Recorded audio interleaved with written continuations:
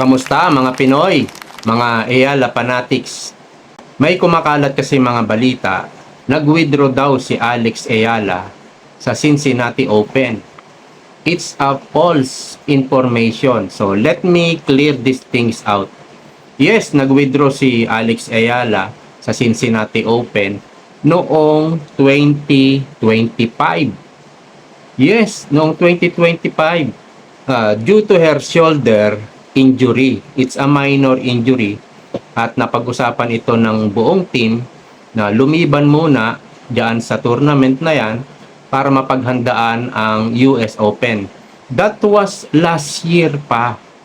So, ang balita ngayon ay it's no. It's a no. Ayala did not withdraw from the 2026 Cincinnati Open.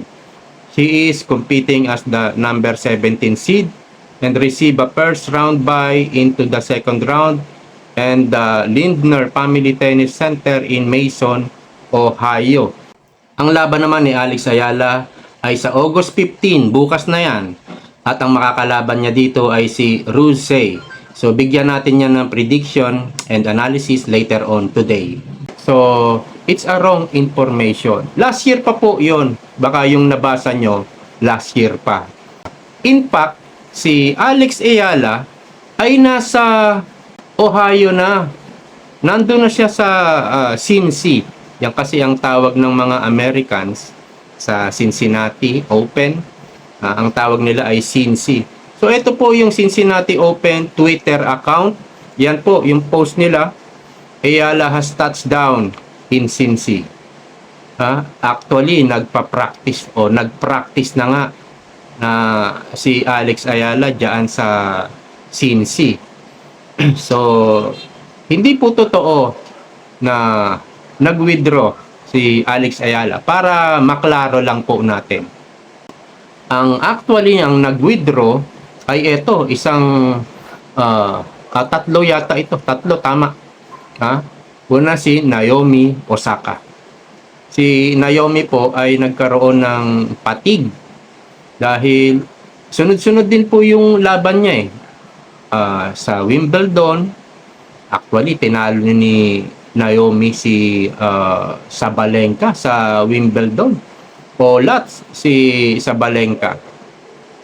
At naglaro din siya sa DC Open, 'di ba? Nakalaban ni Alex Ayala sa semis si Naomi Osaka at tinalo ni Alex Ayala. Naglaro din siya sa Toronto Open. So nagkaroon daw siya ng patig. So yan po yung report. At ang isa pang nag-withdraw ay si Jasmine Paolini.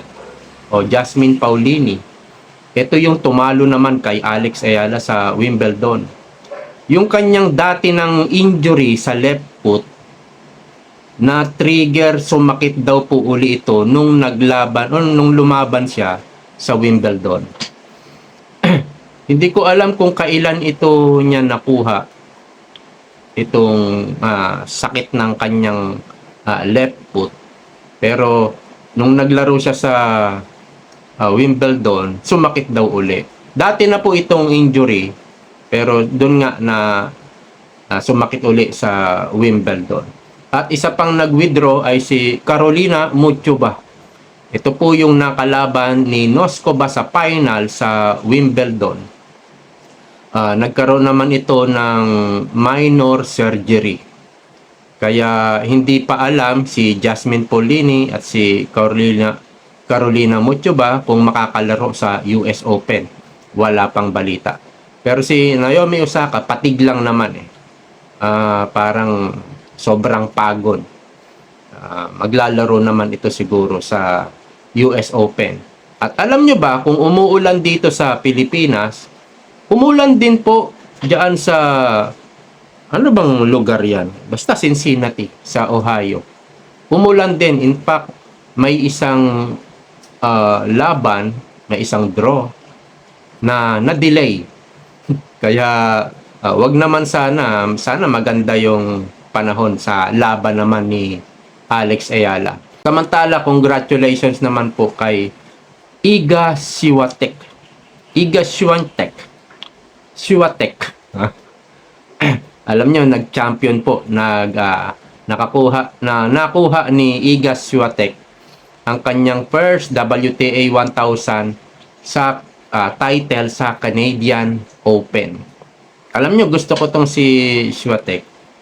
She's a nice girl, she's a real fighter, at ang cute ng kanyang boses, ano? Ha? Yeah, Alex Ayala is a top one. She's a great player. Pero mukha siyang mabait. Kaya lang nabubwisit din pag pag natatalo siya eh. Pag naglalaro na, 'di ba? Mahilig din mag-alboroto. Inahampas yung raketa sa bag niya, 'di ba? Sa Wimbledon nung nalalamangan na siya ni Alex Ayala. So, meron kasing mga nag-post, sabi nag-withdraw si Alex Ayala sa Cincinnati. Yung mga nag-withdraw. Ayan ipapakita ko sa inyo yung mga nag-comment pala. Nag-comment. Hindi po totoo, no? It's false information. In fact, nakapag-practice na nga si Alex Ayala. At sana maraming nag-aalala na yung ng ankle injury niya sa right ankle ay baka hindi siya 100% in good shape. So hopefully sana okay na yung kanyang ankle, at pag ganyang mga nagkakaroon ng injury, nagkakaroon din po ng concern sa mentality, nagkakaroon din po ng takot. Alam nyo, yung mga ibang basketball player na magagaling, kung lumipad kala mo si Superman ang tataas tumalon pero nung sumemplang na at nagkaroon ng injury, karoon ng fractured, tapos ilang buwan hindi nakapaglaro, at nung bumalik wala na sa dati niyang galing. May mga player po sa PBA ganyan po ang nangyari. Simula nung na-injury, nagbago na yung laro. Siguro naman kasi yon, mga hindi naman minor injury, talagang malaking injured na nangyari sa kanila. Pero ito naman kay Alex, very very minor lang po yung kanyang naging injury. Sprain lang yan, no? At madaling gumaling yan.